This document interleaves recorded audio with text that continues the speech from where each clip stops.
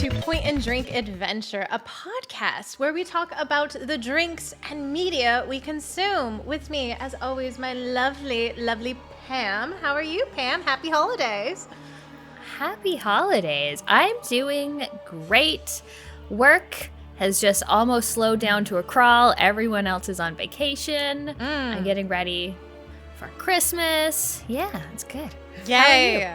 I'm good. I'm also very much winding down. This week is the week of just, I work for eensy bit and then I video game the rest of the day. It's fantastic. Yeah. I love it. I love it. But what is this funness we have? Look at this. We've got a pine tree. Fancy beverage we have here, just full of roughage. This is a Kir Royale. A delicious little Kir Royale. Yes. Do you like Kirs, Pam? I don't think I've ever had a regular Kir. I've had just the Kir Royales, but yes, I mean, I love sparkling wine, and I love a little bit of sweetness to it. So yes, I just kept this separated because I thought it was pretty. I'm gonna stir it a little before I actually drink it. What is a Kir? Kir is made with Cassis, which is a black currant liqueur. They're from Burgundy and France, but you can make Cassis anywhere. Technically, you can make Cassis at home, which is like great if you really wanted to put the effort into it. But fuck that shit. My Cassis is from Ontario. Yeah, my Cassis is from France, but you know, whatever. I couldn't get the Ontario one. That's fancy. Fine. Nah. Yeah, that's all right. And what sparkling are you having with yours? Mine is the sparkling French wine. I went like traditional, like Creme de la Mou, I think mine is from, which is southern France. What sparkling are you using? I'm using Creme d'Alsace. So I thought I would try something a little different. I was going to go with a Bourgogne, but I was like, I don't do the Alsatian ones too often. Let's try that. Did you try it by yourself, the Alsatian sparkler? I should. I haven't, no. Oh. I love any sparkling from France, but they're just going to probably just be like really nice and dry and crisp and delicious. So yeah. Should definitely sips a little bit by itself, but then of course a little bit plow. by itself. Yes. But yeah, that's really all that's in there is just Cassis, just a tiny bit, like quarter ounce, half an ounce, whatever you fancy. And then top this bad boy with sparkling wine. And then we added cranberries and rosemary because that's Christmassy, right? Yeah, it's Christmassy. We had to do a Christmas cocktail. So we put red and green stuff in our drink. Yeah. I mean, like when you Google Christmas cocktails, I swear to God, all of them just have just a bunch of rosemary in it. And I'm like, okay, that makes it Christmassy, I guess. We're just going to do that. But yeah. Cheers. Cheers. Delicious.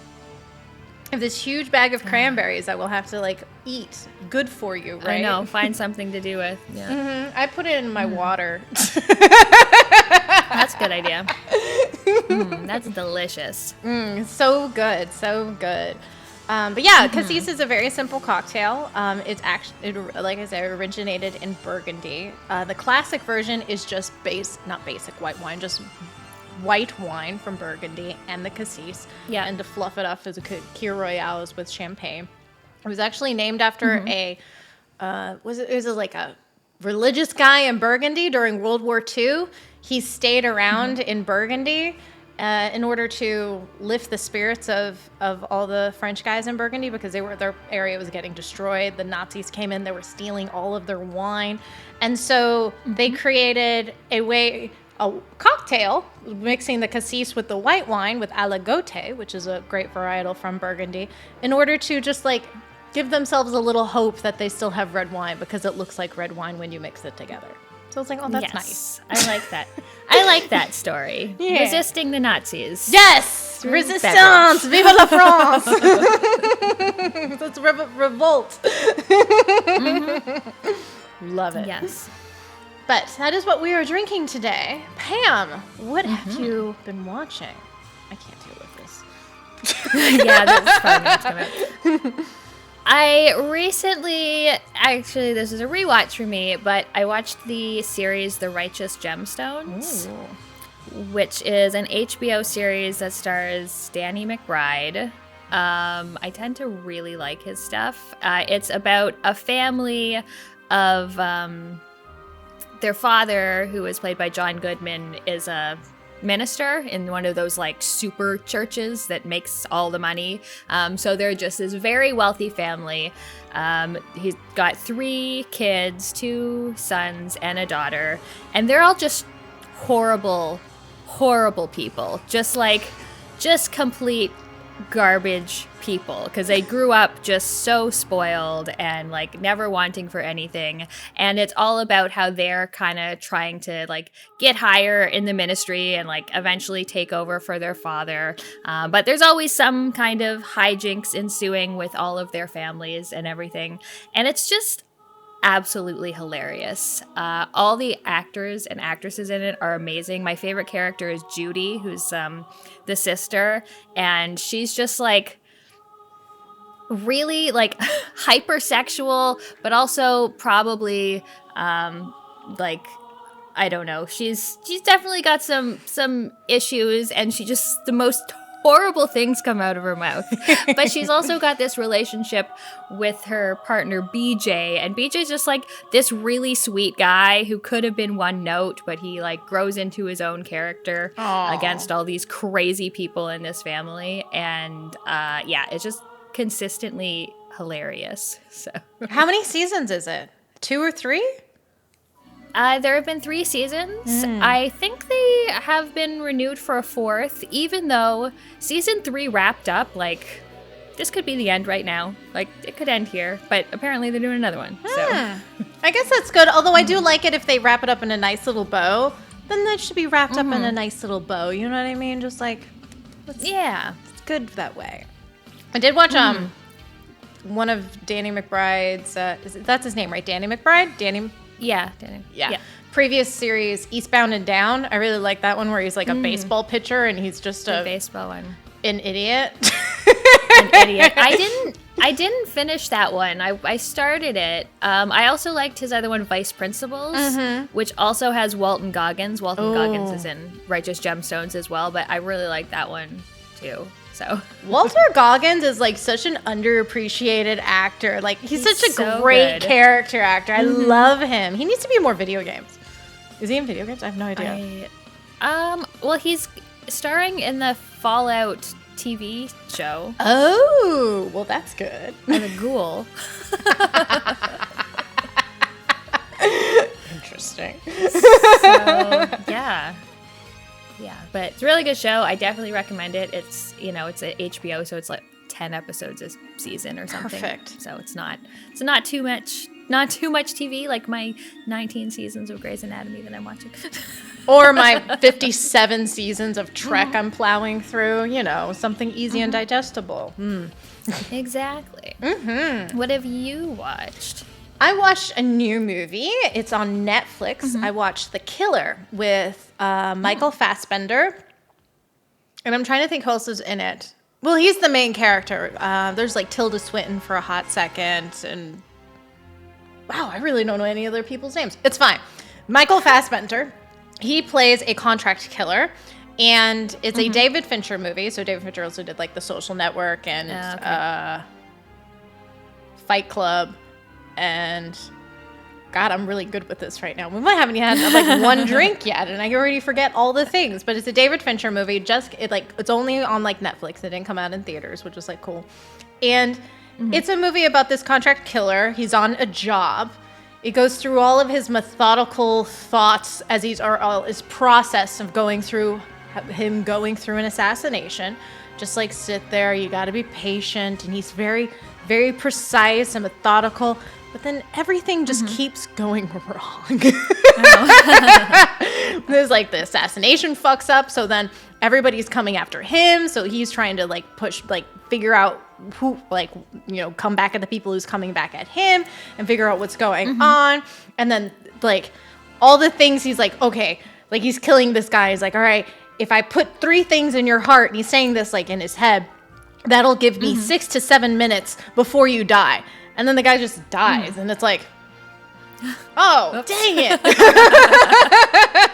It's really funny because it's such an interesting juxtaposition of a typical, like, oh, this guy is a real badass. Like, and he's a badass. This guy is, like, great. But at the same time, he just keeps fucking up. And it's kind of, like, subtle in that sense, the way he's fucking up. It's not like, oh, I fucked up. Like, everything's, like, going wrong.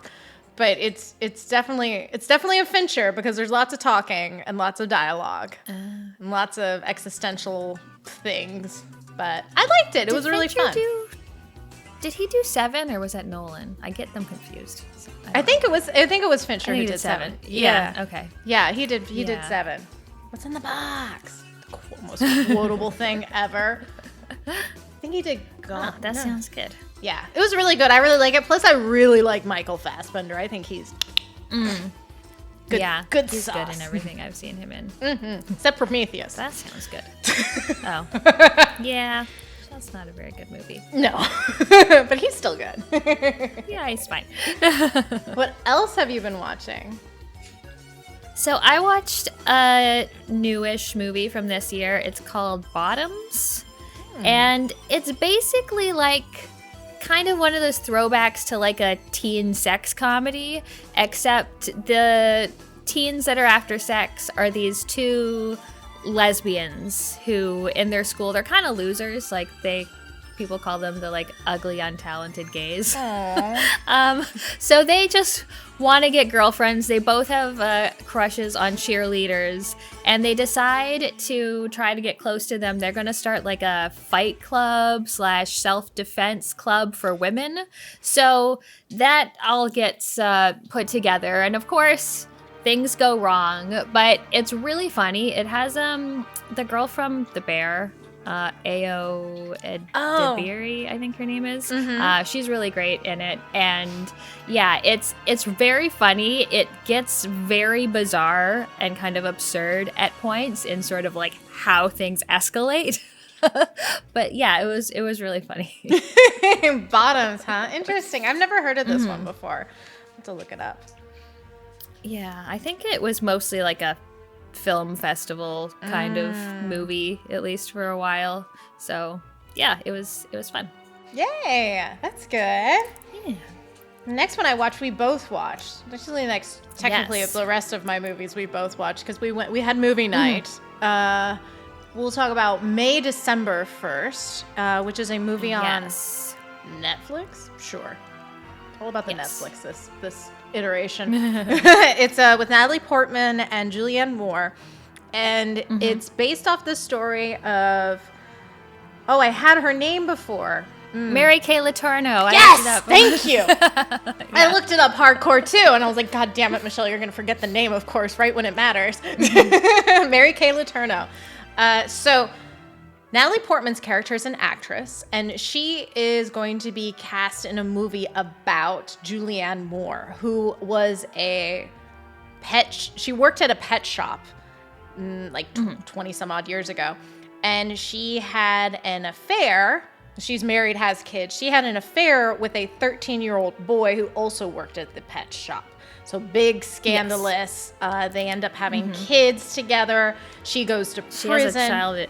Yeah, she has a baby in jail. Baby in prison. They get out of prison. They get married. And so they're still together present day.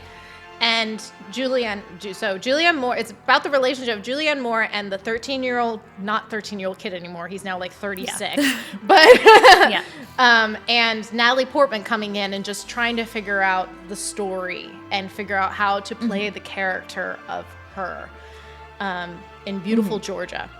Which the scenes were gorgeous. Gorgeous, absolutely I think gorgeous. it's just Savannah or just outside of Savannah. It's, beautiful. Yeah, beautiful. Totally want to go there on this little island in Georgia somewhere outside of Savannah. But I really liked it. I really liked Natalie Portman and Julianne Moore together. I think they were great. But I also think the guy who plays the young husband, I don't want to keep calling him a 13-year-old boy, but Joe? We'll call him Joe. The guy who plays Joe was also, I think, really great and really held his own up against the two powerhouse women. but it was Actually, considering last thing he was in Riverdale, like that was his big role for this. Fucking Riverdale. Riverdale. No, it is Joe. Joe, that's okay, good. And so I can stop calling him 13 years old because he's not in the movie. Oh my god.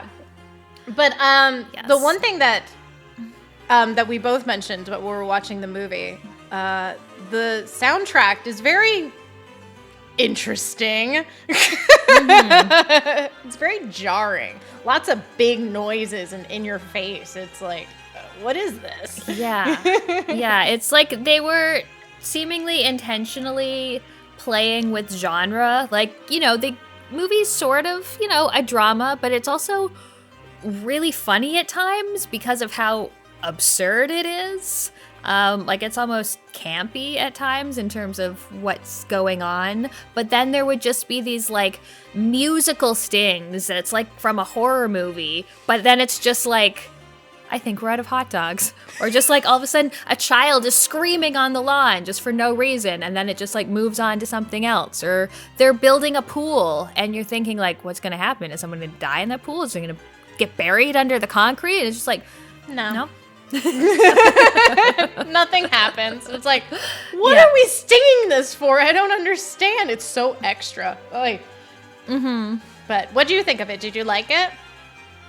I liked it. It was very good. It was very engaging. I liked the sort of tonal shifts and having this subject matter that's very uncomfortable and managing to sort of like pull comedy out of that. But then at the same time, I felt like it was pretty empathetic towards Joe as like, okay, well now you're a 36-year-old man, but you've never had a romantic or sexual relationship that is healthy in your entire life. Like this is all that you know. And,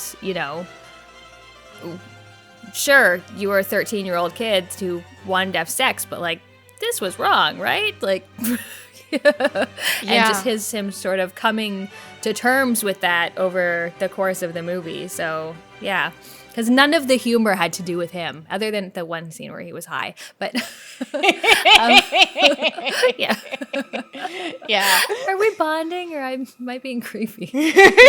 And the son's like, no, we're bonding. It's like, oh, this is sweet. He was like, took one puff and was like out of the edge. But yeah, I agree. I like this movie. I think it's definitely interesting. I don't think I'd ever watch it again just because it's very uncomfortable, but also like, okay, I get it. We're good. Yeah. I thought the ending was really funny too. I think it just really took a jab at like the movie making process, and how like, she went there, did all this work, and it really was just for nothing. Like for nothing. For like she was, a TV actor trying to make it big in the movies, but this looks like a Lifetime movie. Like it's not a big Hollywood prestigious production. And then again, you're sort of reminded again how like, oh, this is a child she is starring in this. Yes. With. Like, yes, this is awful. Yeah. Yeah. But interesting movie. Very, very interesting take. It doesn't like cross a line or anything or make you feel real icky. You know what I mean? Which I appreciate. Yeah. Yeah, I liked it. What else have you been watching? You've got other things.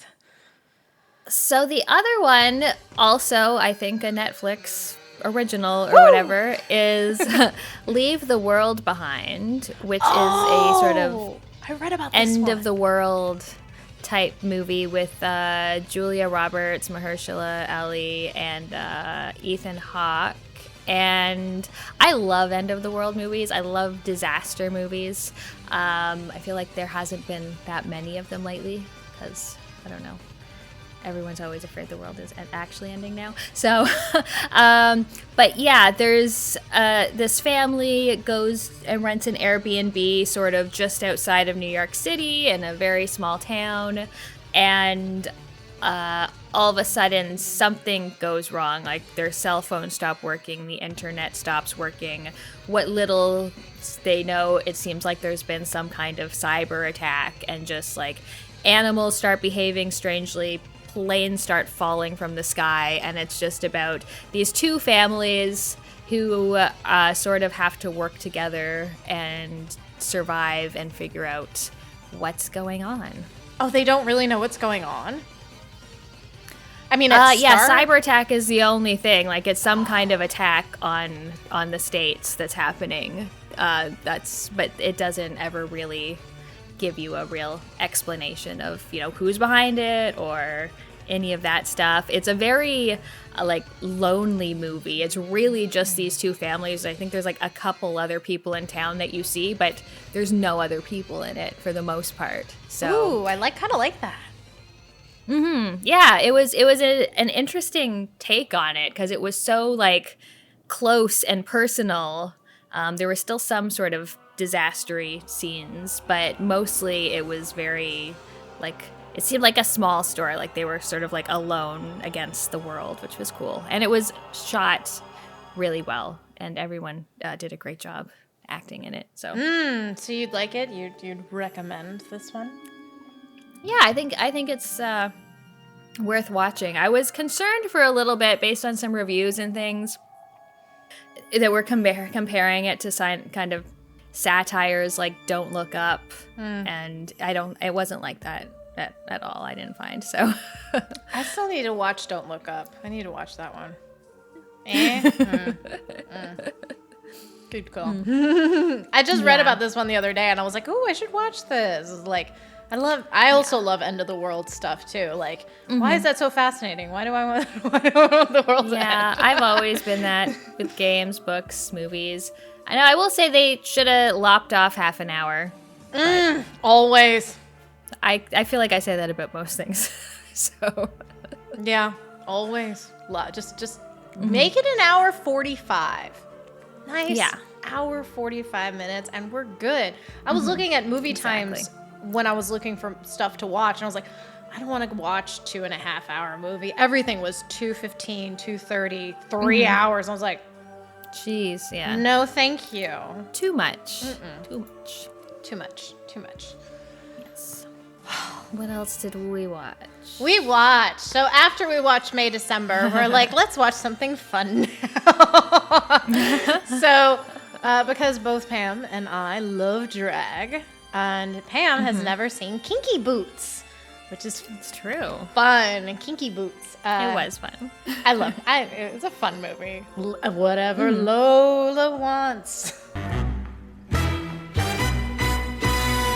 Whatever Lola wants, Lola gets. Lola that song. So Kinky Boots is a British movie. I think it says in the beginning, based on a true story. How much of it is true, whatever, who cares? So it's about this shoemaker, a cobbler, I don't know, whatever. This guy who owns a shoe company. He inherits it from his dad. Very classic English Oxford shoes, gorgeous, handmade. These things are like $700 a pop. They're real hot and sexy. They're all men's shoes, but I would still wear them. Beautiful, beautiful shoes. And so he's going to be inheriting the shoe company from his father, but he's off living his own best life with his awful girlfriend. And his father passes away. So then now he has to go back and figure out, okay, what are we going to do with the company? And he kind of left the company in disarray. There's a contract that didn't go through.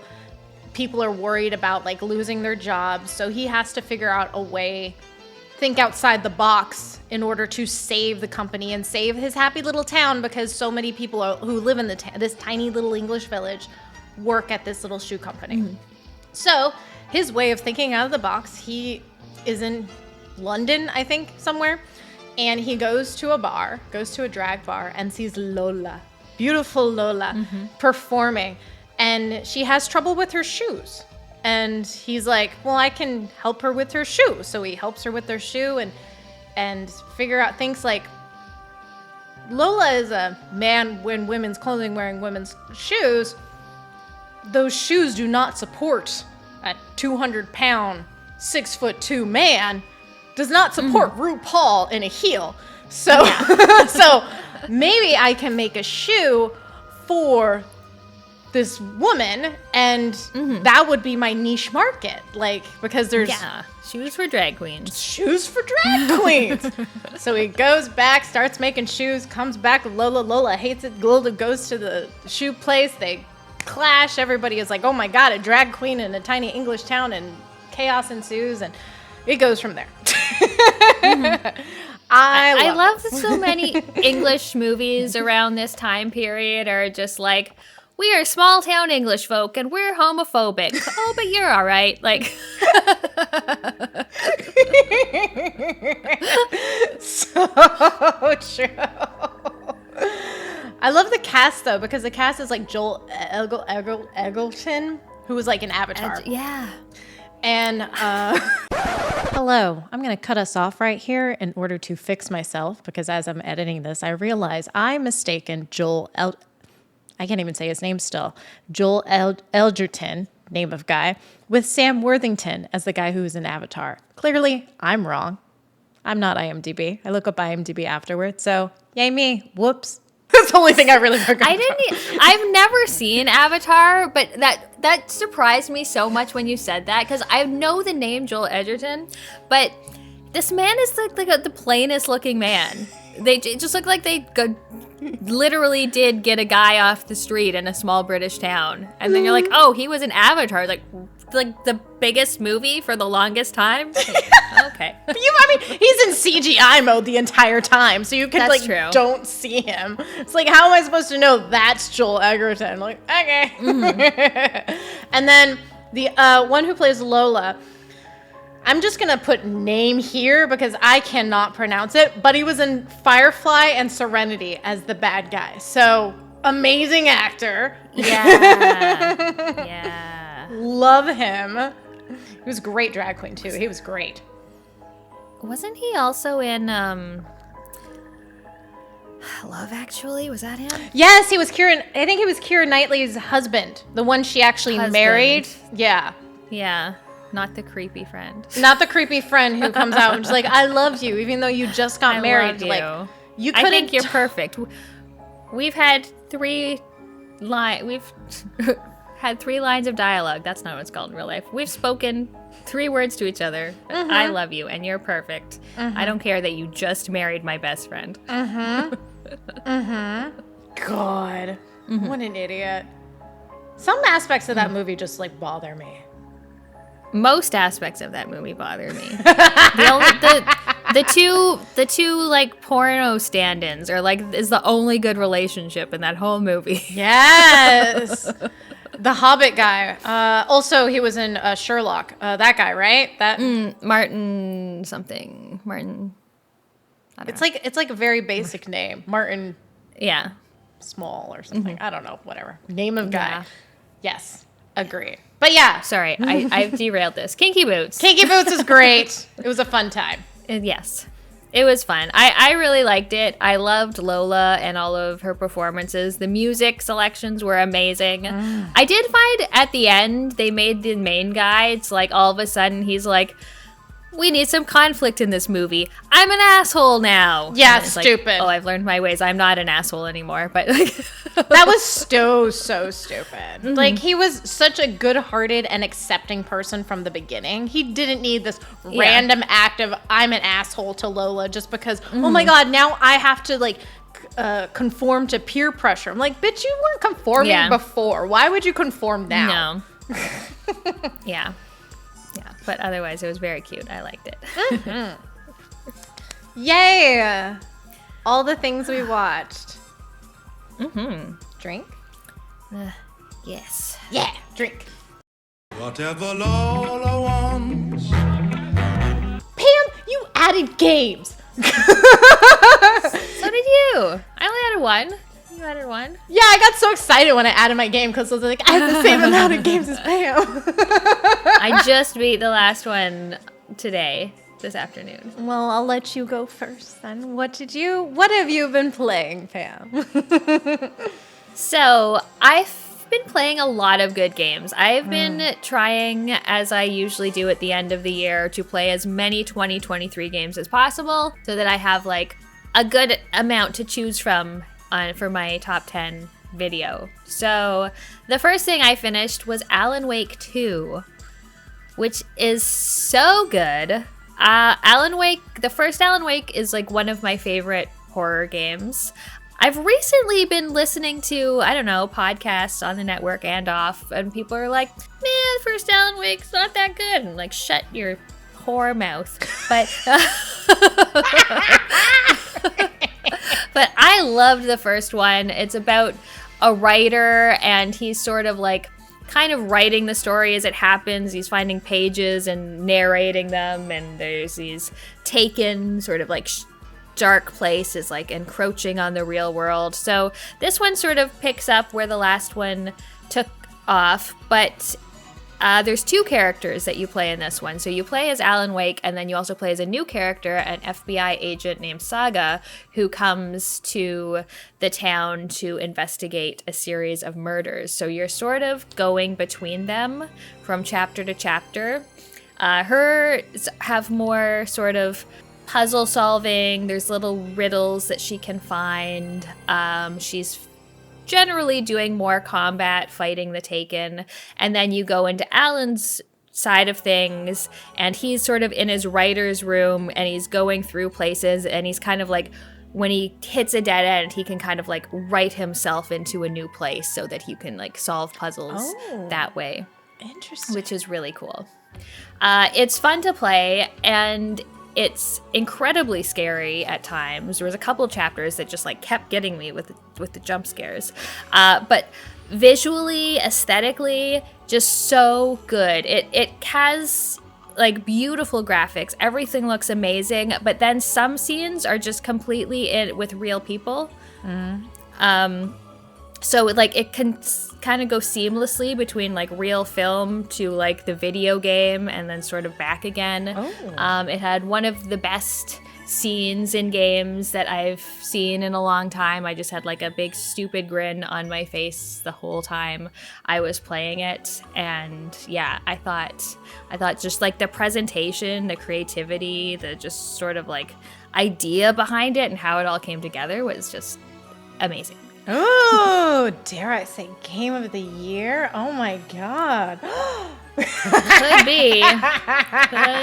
It's up there for sure. Yes. When you described Alan Wake and the other woman that you play, I don't know why, like it popped in my head Gabriel Knight when you streamed Gabriel Knight, and he like the woman that going is between Gabriel and Grace. Yes, that reminded me of that. I don't know why, especially because isn't he a writer as well? Is just like investigating things. Yeah. Yeah. I can see that for sure. Saga's her parts are also, she has like a mind place that she can go to, and she has like one of those walls with like the red string like putting everything together so you can like put all these clues together to find out what's happening. And yeah, it's just a really cool look at sort of how art works and how art can influence the world and how responsibility to like the people you're creating art for. Like it's really good. I know I have to play these games.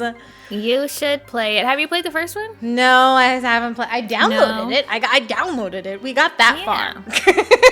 Yeah, you should stream them now that you're mostly done with Resident Evil. Yeah, I'm mostly done with the Resident Evil. I just finished another game on stream, and I finished all these other games. Although I did get a cord in the Amazon today to be able to stream my PSP. Why? I don't know. Interesting. Yeah. How we're going to do that, we're going to find out. But we're going to try. It's going to be either great or just absolute disaster, which I don't even know what game I'm going to play on PSP besides Tactics, but it's fine. But yeah, I should play. You could also just play that on the PlayStation, right? Or is it better on PS4? Don't throw logic at me, Pam. Well, I mean, yeah, I could just play it on my happy little PlayStation. But I think there's like a couple games like my sister have on the PSP that she doesn't like, that wasn't released elsewhere maybe, or just like Japanese other things. I don't know. She's like, you could play Third Birthday. Woo. I was like, okay, you sounded real excited about that one. But Alan Wake is definitely on my list of things. So Excellent. we'll see. Speaking of streaming, what have you played? I've been streaming Castlevania Symphony of the Night. Oh, look, it's just like right here, sitting here. Oh, there it is. There it is. I have to return it to my sister. It's like I have like a Blockbuster system with my sister. I can't rent out too many things. I have to rent out things one at a time from her, and she's like, "You have to return it if you want something back." So I like that Blockbuster system we have. Anyhow, Castlevania Symphony of the Night, original on the PlayStation. I streamed it. First time playing this game or any Castlevania game. And I have to say I loved it. Absolutely. Yeah. Absolutely freaking loved every minute of it. The music is incredible. The controls are great. It took me a hot second to figure out like one like left hand, right hand. Like that kind of thing, and then I have to put my cure on my right hand or my left hand, and those kind of things. And there's just so many items, so many things, and there's a lot of items. And they don't tell you anything about the game at all. Just like you just go in, you're like, hey, I'm gonna go through the castle now, and then I beat it using the first ending. Like I got the first ending, the bad ending, and I was like, whoops. I had just played it for the first time, like, not that many years ago, just a couple years ago. And, yeah, I was just like, oh, I'll go see what's in here. Oh, a boss fight. Oh, it's over? Like, huh. The fuck? That was fast. Like, yeah. Like, that can't be right. And, of course, if I didn't have the stream, I would have, like, gone and, like, now where do I go? Like, where do I do? Like, and there's so many, like, little specific things you have to do. Very classic Japanese bullshit where you just, like, just go figure it out. It's like, dude. Yeah. But the voice acting is incredible. It's so bad. What is a man? Alucard. Hector. My favorite part is just like the smashing of the wine glass. Just like, this game is so good. The hype is real for this game. It's amazing. Yes. So amazing. I love the weapons. Okay, so Stream helped me. Obviously, Burger, our buddy, helped me. And I found this weapon where I just started to destroy everything. It is stupid. Like, it puts it in stupid mode. There's just no reason why this weapon should be in this game. It is ridiculous. Yeah. When I saw you beat that lightning boss by just standing there, and I was like, Jesus Christ, I took like 40 health items during that fight. I literally just walked up to it and I went. I'll put a clip of it. Yeah. Bitch.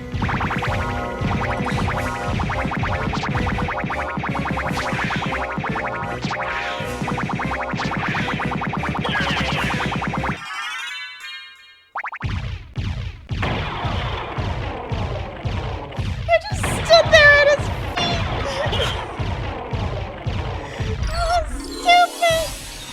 That was stupid. Oh my god. Insane. Yeah. It's such a good game though, like the music, all the environments and the pixel art. I love how every enemy, when you kill it, has its own little death animation. Like, I love the guy who's like carrying the lamp and he drops it and sets on fire. It's like, oh yeah. So good. And some of them are so traumatic. Like this one guy was just like, no, and just like burst into flames. He's like, ah. It's like, wow, wow, you really went down hard, my dude. Like, it's amazing. So good. Or that guy who has like the ravens or I think or owls or something, but you like kill one of his birds and he's just like, no. Oh yes. And then you still have to fight him. It's so good. There's so much creativity just in like the little details. So much creativity. Or the confessional, like so good. So good. It was great. Amazing. I loved every minute of it. Do I want to go into the other ones? I don't know. We'll see. I mean, like Aria of Sorrow and such. I don't know. Yeah, those ones are good. I liked Aria of Sorrow a lot. Harmony Dissonance was pretty good too. But yeah. This is obviously they're very peak. similar. Peak. Very similar. Yeah. Yeah, the other ones are definitely not quite there. But When you beat yours, did you get the 200.6% of the map? I feel like I was almost there. I was like 199 or something. And then I was just like trying to get those last little bits, and eventually I was just like, Forget this. I'll just YouTube the ending. And I was kind of disappointed, honestly, when I YouTubed the ending. I was like, really? That's the better ending? Yeah. I don't think so. I got to 191, I think was my percentage was, but I was just like, we're just going to go. Let's just beat this bitch. Let's go. Who cares? It's fine. I don't need to 1,000% or 100% everything in this game. We're fine. I'm killing everything instantaneously. I'm good. Yes. What else have you been playing? So many new games. Yes. So the next one I played was surprising to me. It was Robocop Rogue City, which was such a pleasant surprise. It's like one of those sort of like AA games, so it's not, the super, super polished one, but it clearly has like a big team and obviously a big IP behind it. So half of it is just like a pretty satisfying, competent shooter. You're Robocop, there's a bunch of punks, you shoot them in the penis or the head or whatever you want. Penis. You can like scan the room to see things. One strange thing was that there's all these, they drop all their guns, so you can get like shotguns, assault rifles, sniper rifles, and for a while I was picking those up, and they have limited ammo, and then I was like, your default gun never needs to be reloaded, never runs out of ammo, and then I just stopped picking up any other gun, because I was like, this is fine, like I'm good with this one.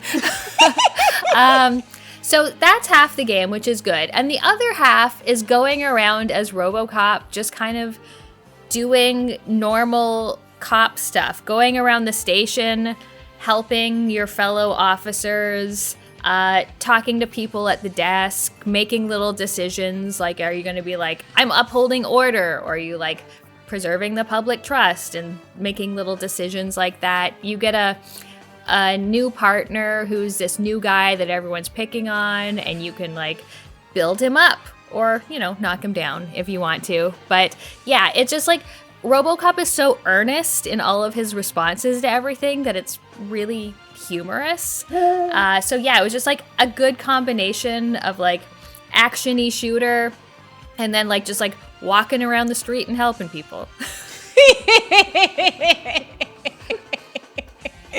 It looked kind of like the cutscenes literally looked like fun too, just like the whole FMV-ish look, right? Like, I'm thinking of the right game, right? No? I'm not FMV-ish. Oh, thinking of the wrong game. Anywho, wow. Okay. What am I thinking? Are you thinking of Alan Wake? I probably am. God, I'm still thinking on that. Lord. Ooh. Cranberry in the throat. Yeah, they're... Oh, no. They're just kind of regular cutscenes. But yeah, just a whole bunch of choice making, and you've got like a talent tree where you can upgrade things, so you can see more stuff when you scan it or get different combat abilities. A good talent tree, very effective. You feel like you're growing whenever you're using this. Well, it's... The talents, they'll have like, I don't know, like 10 nodes per talent, but I think things only happen on 3 of the different nodes. So like sometimes you're just putting a point and doing like, I don't think this is doing anything. I think this is just getting me to the next one, which wasn't great, but they were okay. Yeah, the talent tree was honestly not the best thing. Oh, that's such a shame. I feel like the best talent tree I had was like Final Fantasy 10. Was it 10? Yeah, 10. I love the sphere grid. Yeah, that one's great. I feel like I haven't one. like anything since then that really just like makes me feel real good about doing those kind of talenty tree things. Yeah. Especially the game we're playing right now. Oh yeah. Yeah. We'll talk about it next time. Yeah, Robocop Rogue City was good. Good. What else have you played? Oh, all right. So this is a replay. But we're going to talk about it because Pam has also played this. Pam played this last year. We all played this game last year. Who didn't play this fucking game last year? I didn't play this game last year. I replayed Elden Ring. Why? I don't fucking know. Because that's what your co-op buddies want to do. I know. We went through all of the Souls games. We went through Bloodborne, Demon Souls, and I was like, we have to play through Elden Ring again. To play Elden Ring. Have to play Elden Ring. So my last playthrough of Elden Ring, that file is at 142 hours. This file From your first? My first one. Yeah. My first one was 142. Okay. This one was at 60, baby. I have that shit by a lot. Nice. That's awesome. It's amazing what you can do once you learn how to play these games. Yeah. Once you know what you're doing. Yeah. It's amazing. And you realize all these little dungeons are bullshit. Not important, and I should... Yeah, they're bullshit. I'm going to get the same old stuff. I'm going to fight the same old bosses. Just ignore them. Once you figure out where you want to go and what your build is. First, what your build is. I was a mage again because I had to be a mage. Like full on mage. No anything else. I put all of my things into intelligence. I was like 80 intelligence by the end of it. I was like super smart. Not in real life. Nice. But, and then... Once I figured that out and I figure out, okay, these are the places I want to go. These are the magics I want. This is the outfit I want, which I, of course, picked the bad outfit because the bad outfit I wanted is like endgame shit. So I had to, like, cope with a different outfit for the whole game. Anywho, Beeline. Did you do New Game Plus or did you do just like a new game? New game. Just okay. Whole new game. I ain't gonna do New Game Plus. Bullshit. Oh my god, I can barely get it through the normal game, let alone New Game Plus. Jesus Christ.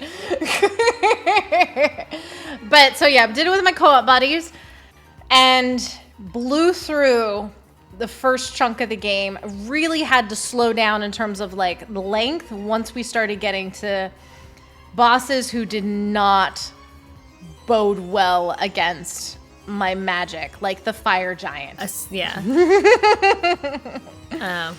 Right.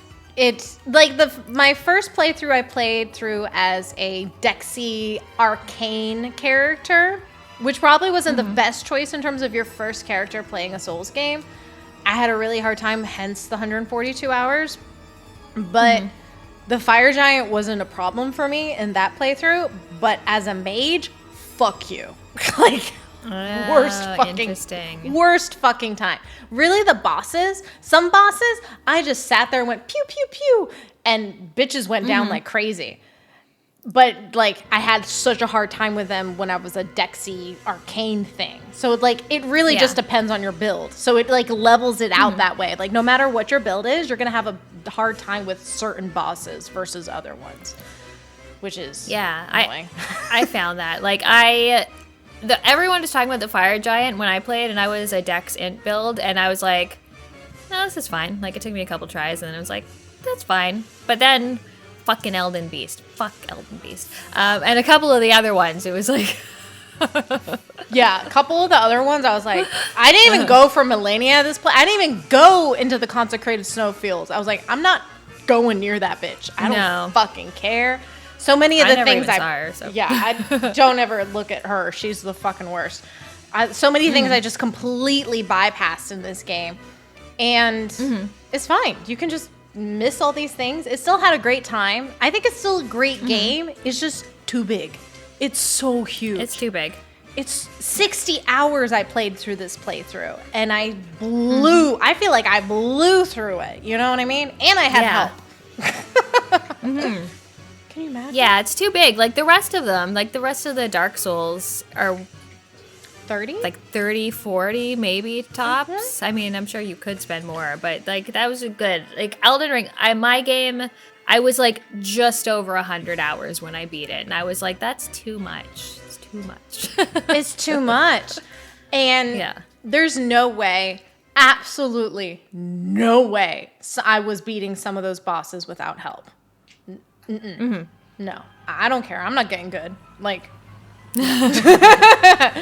sorry. But I still, you know, that was our last one. That was our last Souls.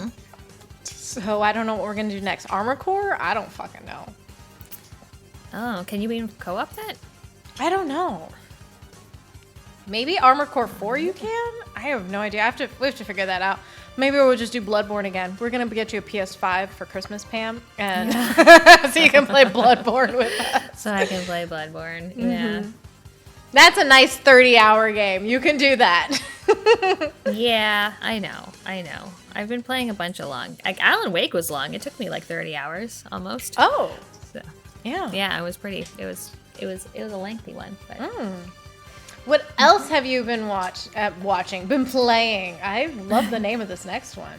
Yes, please. So the next one is called Thirsty Suitors, which is an interesting blend of things. It's a little Scott Pilgrim. So you play this young woman who had sort of just like up and left her hometown, ran off with this other woman who she was in a relationship with, and just kind of left everyone high and dry. So she goes back home and has to like sort of face up to her parents and her sister, who she hasn't really been talking to. But then while she's there, all of her exes also kind of like have a little vendetta or want to get back together with her. And some of them are like, actually, like, she's pretty young. Like, I look at all of these and I'm like, you dated him in 3rd grade? Like, ew, you kissed him once count. in high school? Like, everyone needs to get over this shit. But if you can get over that, everyone, like, has something to talk to her about. So there's a lot of, like, conversation, but then there's also turn-based combat. So you will, like, fight one of your exes or someone who you're also Southeast Asian, so like your auntie is like sending suitors because she just wants you to get married, and like so you have to fight them off. So the combat, honestly, it all takes a little too long, but you can do taunt, so you're sort of having a conversation while you're talking, and you have to take what people are saying and then you can do a taunt. So you can do like a taunt that'll hit them if they're thirsty, or if they're impressed, or if they're raging. And then if you hit them with a taunt correctly, they are more susceptible to damage. And so the combat, you have to like pick those, like basically like attack, magic, item, and then there's a little QTE to pull off the attack as you fight things. You also, as you're going around town, you skateboard everywhere, so you can like jump on things and do tricks and that kind of stuff. And then when you're at home with your parents, a lot of your conversations with them take place as you're cooking. So there's like little cooking mini games where you're doing QTEs to do the cooking as you're picking dialogue options, talking to your parents.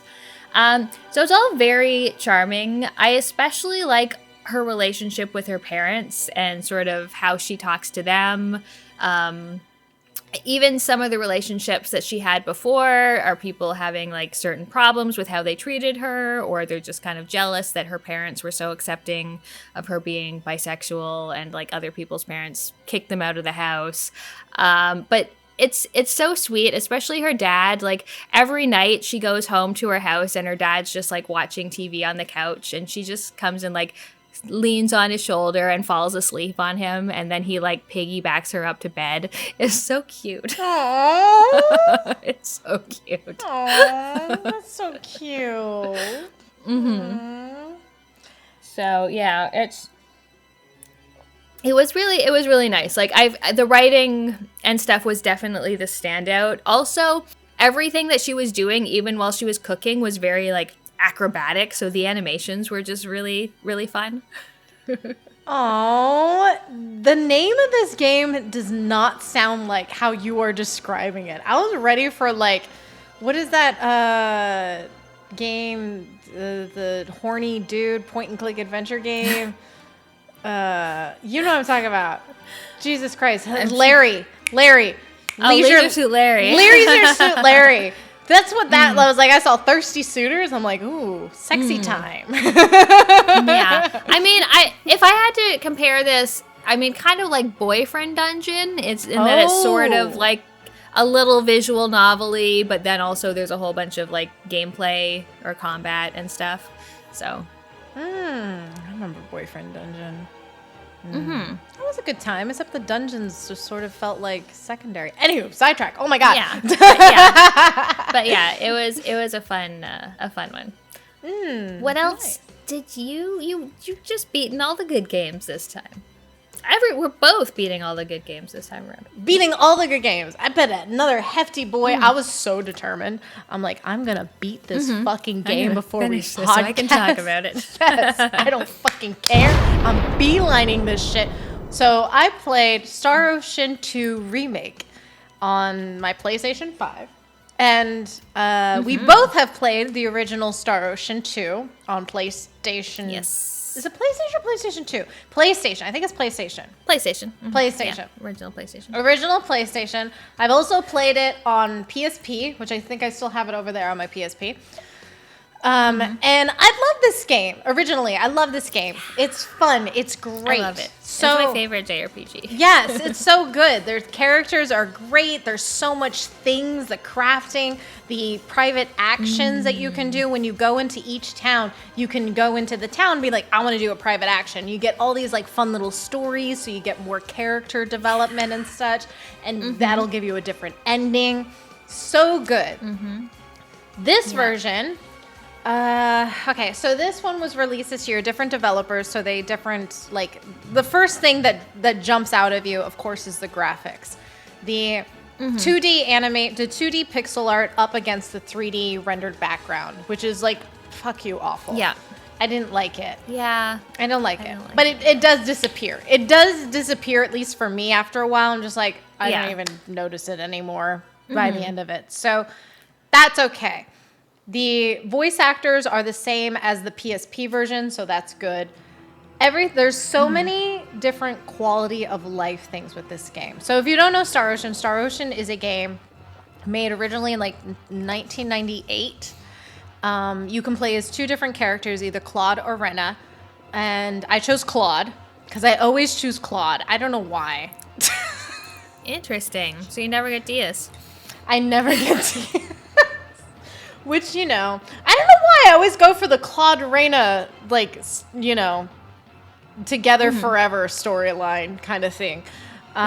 Because fuck you, Diaz. Because Diaz is always on Team Claude, all right? He's just, like, trying to push Rena and be like, because you're my little sister. And that's fucking creepy if I get them together. So. I mean, you can have them in your party without getting them together. Yeah, I know.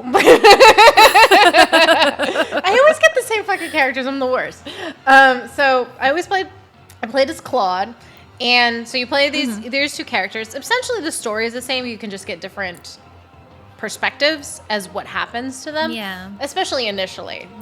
Well, together. Yeah, like because the thing is, like, it's got like a sci-fi component and a more like medieval fantasy component. So Rena is like from a little village on a little backwater planet, and then Claude is like on the Enterprise. So it's literally, oh my god. Yeah. So I watch a lot of Trek, and I shared this with my Trek friend that was watching this, and he goes like, that's Star Trek text. I'm like, what? Like, the name Star Ocean is in Star Trek text. I'm like, yo. That makes sense, because we're on the fucking Enterprise right now, and they're talking about the Pangenic Intergalactic Federation stuff, and I'm like, this is Star Trek. It's literally Star Trek. Yeah. That's what he's basically from. And so he, like, goes down to her planet by accident. But then he's like, oh, there's the Prime Directive. This isn't the Prime Directive, but I can't let people know that I have a laser gun because I'm on this. No one knows about technology here. Like, this is First Contact. We can't be doing that kind of thing. Yeah, there we go. First Contact. Yeah. Yeah. So yeah, great game. Overall, fantastic. Love the story. Love the characters. I beat it within under 30 hours because the quality of life... so fast. So fast. The quality of life stuff, improvements from this game, from the original, are so great. I actually understood all of the crap. Not crap, but like, you can like use, they're called like BP, your bonus points or whatever, to learn different things. Like cooking and crafting and customization and stuff. So putting your points into all these things, they actually describe to you and tell you, hey, if you do this, you'll get this. And so by the last dungeon, literally, I'm overpowered as fuck. I am walking through, and my characters just run up to the bad guys, to the random encounter. They're not random encounters because they're like little balls that walk around. Walk up to them, they explode, and I get the experience points. I don't fight anything. Wow. Okay. Yeah. It's just like That's poof, nice. poof, poof, poof. Once I hit that threshold that I'm overpowered, I'm just like, I just run through this bitch and just make sure I don't run into them. Oh, that's such a time saver. How does the crafting work? So is it still random? Like when you like cook a dairy, like it's random what you do? Yeah, it's still random. Does it still do the like bloop, bloop, bloop, bloop, no. bloop thing? No, you can actually stack them. I know. My favorite part is the whole molding of it. So you're like, give me a good one. Give me a good one. But now you can stack them. So it's up to 10. So if I say, I want to cook 10 eggs, you cook 10 eggs and it goes, poof, 10 egg things. And then you can see it lists for you all of the things you've made. And if there's like others that you're missing, there'll be just like a bunch of question marks. So I'll be like, I'm missing one from eggs. Like, what is it? So if I just like keep leveling that up, I can get that one egg and such. Right. So many different things that I didn't know, like bunny call, training, which helped with like fighting and such. Customization, which I didn't really think I did before. Like, I just broke the game. Like, I gave Ashton and Claude like these stupid I created these stupid powerful weapons for them. And just really lots of good quality of life stuff that just like really helped out with all that stuff, because it was very confusing in the original. Yeah, because I really like how complex all of the skill systems and everything are, but at the same time it's like trial and error, and you only get like so many like medals. For example, you get like maybe 3, I don't remember what a good medal is called, like orichalcum something, like you only get like 3 of them, and it's like, okay, well, do you want to just like try to combine this with something else and hope for the best? So like I never had any of the good weapons because I just didn't know how to make them. It like shows you kind of how, like, it'll highlight like, hey, if you use this one with this, that'll give you a very specific one at the higher level that will make it so you can create the other thing, like, so it's a next tier up kind of thing as you're going through. So it's not as like in your face, like, oh, you should do it. Just highlights it. Just the little highlight makes a huge difference. So that's cool. Loved it. Was able to beat it real fast. My characters were maxed the fuck out. I was over level 100. Everybody was at 999. I still like every character died at least once in the final battle. So it's not like I was just like Castlevania. It's a hard battle, yeah. It's a hard battle. It's not like I was Castlevania just sitting at their feet, just plowing away. It was still difficult. So it has a nice balance in that sense. But yeah, it was just... I felt like it kind of lagged at the end, though. Replaying this as, 38-year-old me, the characters really like to repeat themselves all the fucking time. And because, it's 1990s JRPG. I find that in so many kind of like anime-inspired games, like in JRPGs, in what's the Danganronpa, which I was playing, or like any of those like 999 or whatever, is like everyone has to like, you just saw something happen and then they summarize what just happened. It's like, come on.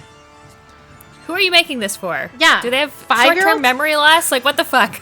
Like, they're like, oh my god, the sorcery globe is going to explode. And then your main character goes, what do you mean? Like, what do you mean? What they fucking mean? That's what to explode.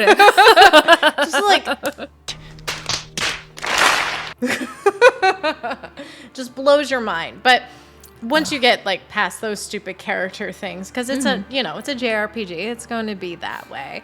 I had a great time. I think it's a really good way to get into JRPGs because of all the quality of life stuff. You know what I mean? Like, it makes it so much easier to understand. So if you're okay with the graphics, then you'll be real good with this.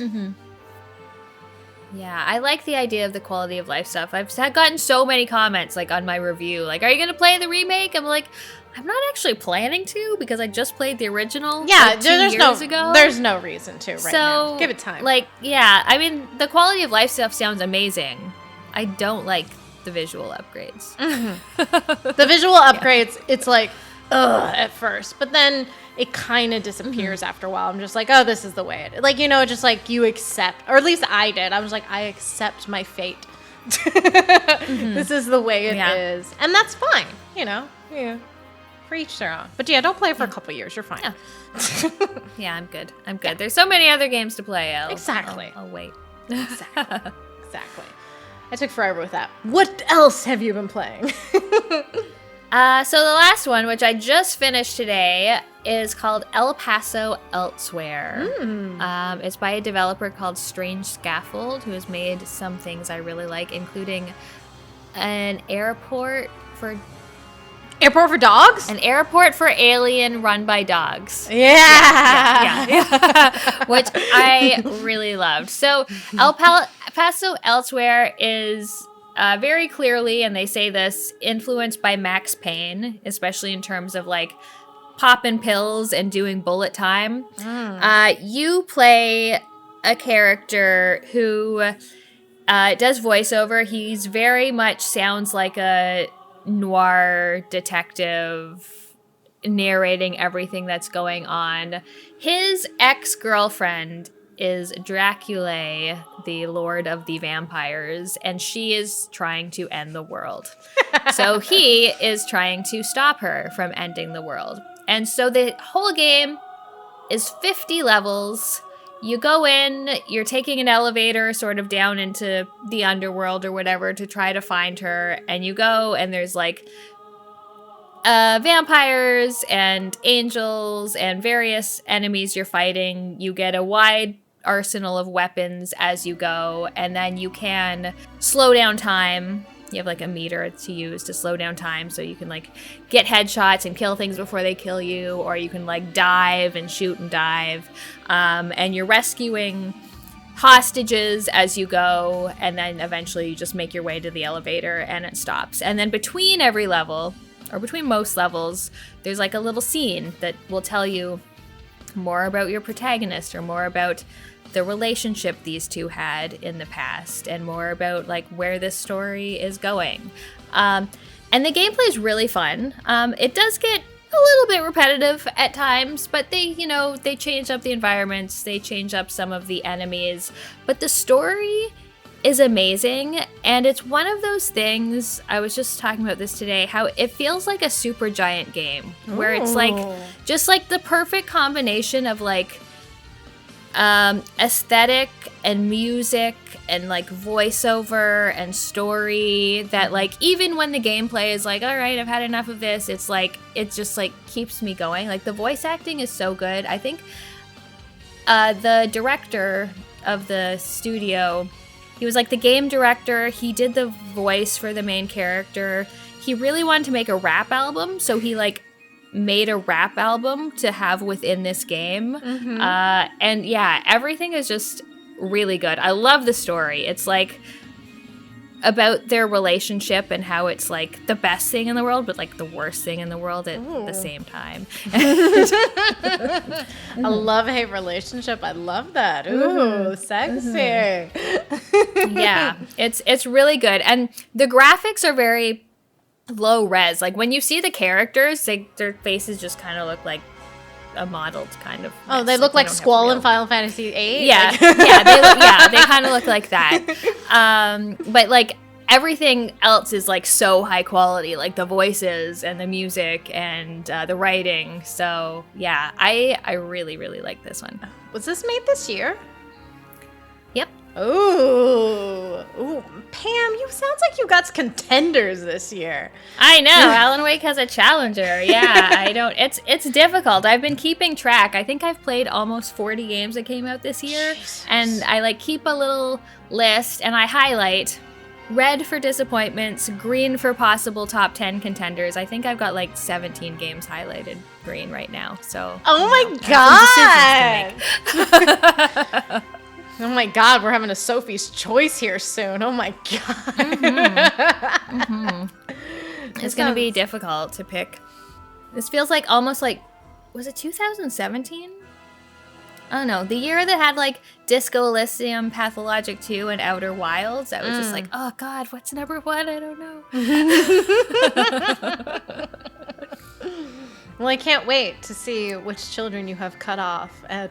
I know. It's probably not going to come out to January. That's when they should come out. Weirdos who's like, I'm waiting till the year is over to tell you what the best things of the year were. I think that's how it should be. I hate those like things like, oh, here's how your year was, like all those like the 15 million things of the like their things, and they're in November. I'm like, excuse me, I have a month left.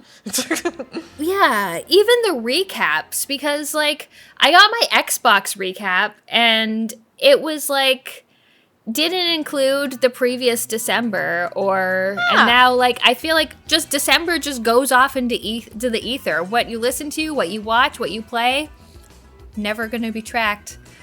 This is the perfect time to do something really illegal.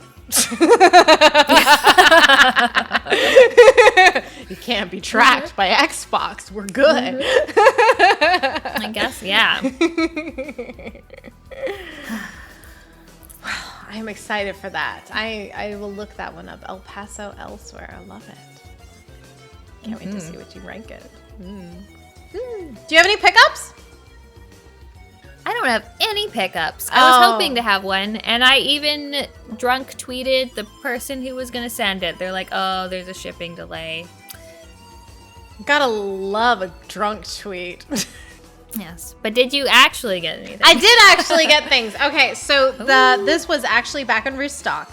I know you don't love this game, but I love this game because the music is so good. I got Stardew Valley, the complete edition. Look how cute it is. This is 1, 2, 3, 4 LPs. 4, wow. 4. So each one, spring, summer, fall, and winter. I had to think about that for a second. Cute. I know, it's so cute. So this is like summer. Each one is like a different fun color.